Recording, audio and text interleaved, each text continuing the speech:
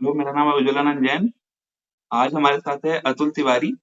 इन्होंने एसएससी जे 2023 में all over India 13 rank achieve किया है और मैकेनिकल स्ट्रीम में इनका रैंक 4 है। तो इनसे कुछ जानते हैं कि प्रिपरेशन कैसे की जाए, जो अभी जून में एग्जाम होने वाला है एसएससी जेई का। तो वेलकम अतुल जी, कैसे हैं आप? बिल्कुल बढ़िया उज्जवल भाई। तो आप आपने अपना कॉलेज कहाँ से किया है कंप्लीट? मेरा कॉलेज लखनऊ में था, एक प्राइवेट कॉलेज था, बीवीडी एंड आईटीएम। ओके। तो आपने इसके लिए प्रिपरेशन कब से स्टार्ट की थी, एसएससी जेई के लिए? एसएससी जेई के लिए प्रिपरेशन, ये मेरा एसएससी जेई का सेकंड अटेम्प्ट था।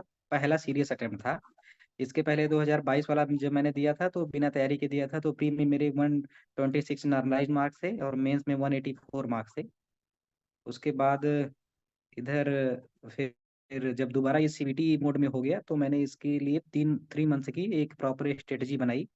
रीजनिंग और जीएस और टेक्निकल में सबसे पहले मैंने टेक्निकल पे फोकस किया क्योंकि वो मुझे ज़्यादा इजी स्कोरिंग लगा। उसके लिए मैंने एसएससी के पीवाईक्यू ही लगाए। और उसके जो 3 टॉपिक ऐसे थे जिसमें कि प्रॉब्लम मुझे ज़्यादा होती थी। इंडिविजुअल अपने अपने टॉपिक में किसको ज़्यादा प्रॉब्लम हो रही है सबको पता होता है। मेरे टॉपिक थे जैसे कि पावर प्लांट में बॉयलर और type of boiler, boiler mounting के फिगर्स और कूलिंग एंड लुब्रिकेशन। और फ्लूइड मशीनरी में वो टरबाइंस का और पंप का जो एक डाटा होता है, किसमें कितना फ्लो रेशियो, किसमें कितना speed ratio. And conceptual knowledge मेरी अच्छी थी क्योंकि मैंने गेट क्वालिफाई किया है अच्छे मार्क्स से। पहली बार भी मेरा 53 मार्क्स था। 19 में, 20 में भी 60 और 21 में मेरे जो है वो 63 मार्क्स थे। उसके बाद फिर मैंने प्री के लिए, रीजनिंग के लिए तो मैंने वही एसएससी के जो सारे एग्जाम होते हैं उसी की रीजनिंग के जो प्रीवियस ईयर है उन्हीं को सॉल्व किया था। और जीएस मैंने टॉपिक वाइज देख लिया था, जो एसएससी के एग्जाम्स होते हैं उसी में जो टॉपिक वाइज जीएस है, सिलेक्टिव स्टडी की थी जीएस की। और जीएस का पेपर इतना हार्ड आया था, मुझसे हो भी नहीं पाया था। तो आपके प्री प्री में में आपके प्री में कितने मार्क्स थे? प्री में मेरे 152.25 मार्क्स थे विदाउट नॉर्मलाइजेशन, और नॉर्मलाइजेशन के बाद 153.9878 मार्क्स थे। ओके, तो आप उसको बाइफरकेट कर पाएंगे क्या कि जीएस में कितने थे, रीजनिंग में और टेक्निकल में? जीएस में आई थिंक मेरे 20 मार्क्स थे। रीजनिंग में मैंने 43 अटेम्प्ट किया था, 1 इनकरेक्ट हुआ था। और ओके। टेक्निकल में मैंने 98 अटेम्प्ट किया था, 92 करेक्ट था। ओके। और मेंस में आपके कितने मार्क्स थे? मेंस में मेरे 276 मार्क्स जो आंसर किए थे उससे थे। बट मुझे लग रहा है कि सेफ्टी वाल वाला जो मार्क्स है वो इंक्रीज हुआ है, तो 280 मार्क्स मेरे हो। तो आंसर के हिसाब से आपके प्री प्लस मेंस के टोटल मार्क्स कितने थे? प्री प्लस मेंस के टोटल मार्क्स जो इनिशियल आंसर की आई थी उससे तो 429.988 थे। प्लस उसमें 4 मार्क्स ऐड कर लीजिए सेफ्टी वाल वाला, वो मार्क टू वाल हुआ है, उसमें दोनों ऑप्शन सही था। Okay, okay. तो 433 के आसपास आपके ओवरऑल मार्क्स रहे होंगे। मार्क्स थे। अब बहुत सारे एसएससी की जो तैयारी कर रहे हैं उनका ये डाउट रहता है कि नॉन टेक बहुत वास्ट और एसएससी जेई का नॉन टेक बहुत अजीब आता है। तो आप क्या बोलना चाहेंगे कि नॉन टेक में उनको एकदम ज्यादा फोकस करना चाहिए या 20 to 25 मार्क्स लाने जितना फोकस करना चाहिए? मुझे लगता है कि जैसे कि अब जो आने वाला जेई का एग्जाम है, ये 24 वाला, ये जून के फर्स्ट वीक में शेड्यूल्ड है। तो इसके लिए सबसे पहले तो टेक्निकल ही फिनिश करना चाहिए। जो टेक्निकल में उसके जो पॉइंट्स छोटे हैं या जो थोड़ा रटने वाले टॉपिक हैं, डाटा ओरिएंटेड हैं, पहले उनको कलेक्ट करके उनका रिवीजन करना। और टेक्निकल में आप 100 में 90 अबव टेक्निकल में सही कर सकते हैं, बट रीजनिंग में, अरे रीजनिंग में भी आप 40 अबव सही कर सकते हैं। बट जीएस में आप कितनी भी तैयारी कर लीजिए, आपको एश्योरिटी नहीं देता एसएससी वो इतना, मतलब रटने टाइप का इतना कौन सा। ये स्टैटिक जीके इतना हार्ड है उसका, आप कितना भी प्रिपेयर कर लें, अगर आप टेक्निकल बैकग्राउंड है आपका तो वो आपके लिए हमेशा ही मुश्किल उसमें आएगी। तो मेरे हिसाब से जीएस सेलेक्टिव पढ़ के वही जो 20, 22, 25 नंबर जैसा पेपर आए, 25 to 30 नंबर उसमें बहुत अच्छे हैं। अगर पेपर बहुत हार्ड आ रहा है तो 20 नंबर ही बहुत अच्छे हैं, जैसा कि इस बार हुआ था। जीएस को सेलेक्टिव पढ़ा जाए और रीजनिंग की प्रैक्टिस की जाए रिगरस बहुत ज्यादा। और टेक्निकल में कॉन्सेप्चुअल क्लैरिटी के साथ डाटा ओरिएंटेड क्वेश्चन को भी आपको देखना होगा। जीएस को जो है वो जो स्टैटिक और जो बेसिक है उसको बस पढ़ा जाए, ज्यादा डिटेल में ना जाया जाए। हाँ, जीएस की सिलेक्टिव स्टडी पीवाईक्यू से ही की जा सकती है कि पीवाईक्यू के देखने के बाद एक पता चल जाता है कि हिस्ट्री में मॉडर्न इंडिया के किस टॉपिक से ज्यादा क्वेश्चन आ रहे हैं, पॉलिटी में कहाँ से ज्यादा क्वेश्चन आ रहे हैं, और आप उसको सिलेक्टिव पीवाईक्यू से ही पढ़ लीजिए। वैसे भी उसका थ्योरी बहुत ज्यादा पढ़ने से मुझे नहीं लग रहा है मार्क्स बहुत इंक्रीज हो पाएंगे। और जीएस जितना सिलेबस अकेले जीएस का है उतने में पूरी मैकेनिकल इंजीनियरिंग उससे जीएस के सिलेबस से कम ही है, अगर कोई अच्छे से उसको उसके प्रॉपर नोट्स शॉर्ट नोट्स बने हुए हैं तो प्रॉपर जो मैकेनिकल इंजीनियरिंग आएगी 300 नंबर का मेंस और 100 नंबर का प्री में, ये 400 नंबर, ये इसका सिलेबस कम है, उस 50 नंबर का सिलेबस है। उसमें आप कितना भी मेहनत कर लीजिए आप श्योर नहीं हो सकते। मैं ये नहीं कह रहा जीएस का इंपॉर्टेंस नहीं है, जीएस का इंपॉर्टेंस है, बट अगर आपको मार्क्स अपने इंक्रीज करने हैं कम एक टाइम लिमिट में जैसे कि 3 to 4 मंथ्स में, तो पहले आप ये जो 450 मार्क्स हैं जीएस और मतलब इसके रीजनिंग के और टेक्निकल की, पहले इसमें आप अपनी एक्यूरेसी 90 अबव कीजिए, 90% अबव। और जीएस फिर आप सेलेक्टिव पढ़ के आसानी से वो 430 का जो एक है मार्क्स उसको आप ला पाएंगे। और फाइनल आप जेपीडब्ल्यूडी आपको मतलब वो अचीव हो जाएगा जो गोल होता है सभी का। बिल्कुल। ये डाउट बहुत कॉमन है अभी एट प्रेजेंट कि फरवरी में गेट का पेपर होगा। जी। तो जिन बच्चों का, क्योंकि गेट 1 या 2 दिन में आंसर की दे देता है, तो लगभग उनको मार्क्स और रैंक ऑलमोस्ट फिक्स पता चल जाता है। तो जिनके हाँ, रैंक अच्छे नहीं आ रहे होंगे, तो उनके पास लगभग 3 to 4 मंथ बचेगा। अगर वो एसएससी जेई देना चाह रहे होंगे तो ये मंथ, इतने मंथ सफिशिएंट है उनके लिए जेई की तैयारी करने के लिए। जो लोग गेट दे रहे हैं उनके लिए तो बहुत ही अच्छा ऑप्शन है बैकअप का एक एसएससी का, क्योंकि गेट के लिए एक बार सिलेबस तो खत्म ही कर लेंगे और गेट पीवाईक्यू भी लगाएंगे वो।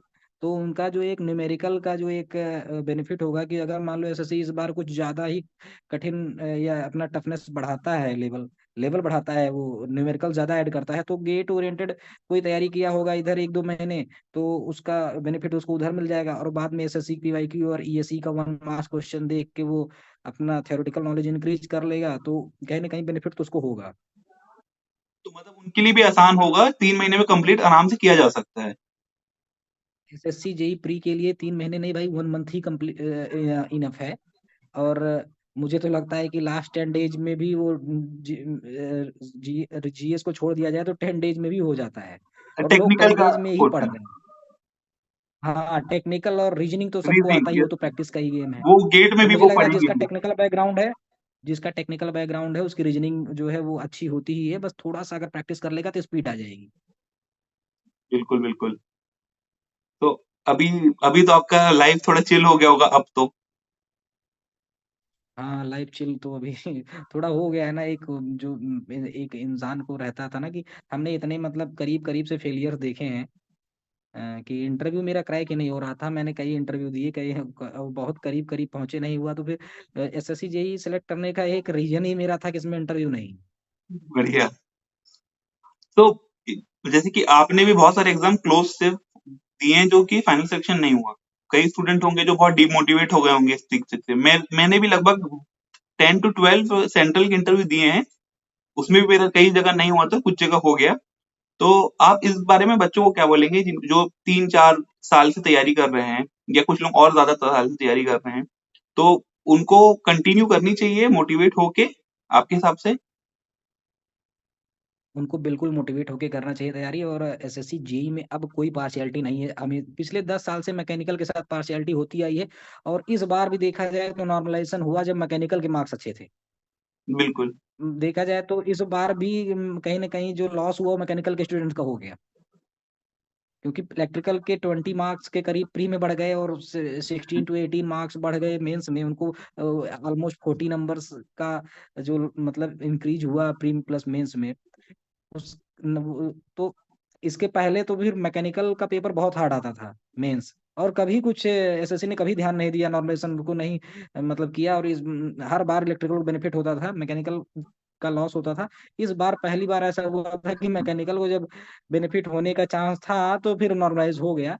फिर भी मुझे लगता है कि फेयर प्ले अब हो गया है, किसी भी जो तेज बच्चे हैं, अगर मान लीजिए पेपर आसान आया तो कोई बात नहीं है, अगर मान लीजिए कि उन्होंने बहुत मेहनत की और पेपर का टफनेस बहुत ज्यादा हो गई, तो भी वो एक नॉर्मलाइजेशन से उनको मतलब कि एक इक्वल अपॉर्चुनिटी मिल जाएगी। अब जो मेहनत करेगा, और एसएससी जेई का जो सिलेबस है उसमें कहीं ना इतना छोटा सिलेबस है कि उसको इंसान कॉन्सेप्चुअली अगर उसकी तैयारी करना चाहे, 3 मंथ्स मोर देन इनफ है उसके लिए। ये बात तो सही है। और जो नॉर्मलाइज की बात है वो एटलीस्ट ये हो गया है कि जो जेन्युइन बच्चा तैयारी करेगा वो सिलेक्शन ले ही लेगा, चाहे नॉर्मलाइज कैसा भी हो जाए, क्योंकि अगर मैकेनिकल का पेपर हार्ड आता है तो भी उसके नंबर बढ़ जाएंगे, और इजी आता है तो जो तैयारी की है वो तो डेफिनेटली अच्छे स्कोर कर ही लेगा। यस। तो दोनों तरफ फायदा है ही, मतलब मैकेनिकल के अब बच्चों के साथ सी पीडब्ल्यूडी जो पहले नहीं मिल पा रहा था अब शायद मिलेगा। हमारे बैच से स्टार्ट हो गया मिलना लग रहा है। हाँ, मिल जाएगा। ठीक है, तो चलिए आपसे फिर और भी बातें करेंगे आगे चल के। ठीक है। ओके उज्जवल भाई। ओके भाई, ओके। थैंक यू आपका यहाँ आने के लिए, बहुत बहुत शुक्रिया। सारे स्टूडेंट की तरफ से मैं आपको थैंक यू बोल देता हूँ, आपने टाइम निकाला हमारे लिए। बहुत बहुत थैंक यू आपका। Thank you. चलिए ठीक है, फिर वीडियो को एंड करते हैं और फिर से अतुल जी से मिलेंगे इन फ्यूचर जरूर, और सारे वीडियोस इनके एक्सपीरियंस शेयर करेंगे। ठीक है, थैंक यू अतुल जी, आपने टाइम दिया अपना, बहुत बहुत शुक्रिया। कभी बहुत बहुत धन्यवाद उज्जवल भाई। एसएससी जेई एस्पायरेंट्स के लिए, मैकेनिकल के लिए जो कुछ भी हो सकेगा हम लोग करेंगे इन फ्यूचर। बिल्कुल बिल्कुल बिल्कुल करेंगे। ठीक है ब्रो, ओके फिर। ओके। Okay bye.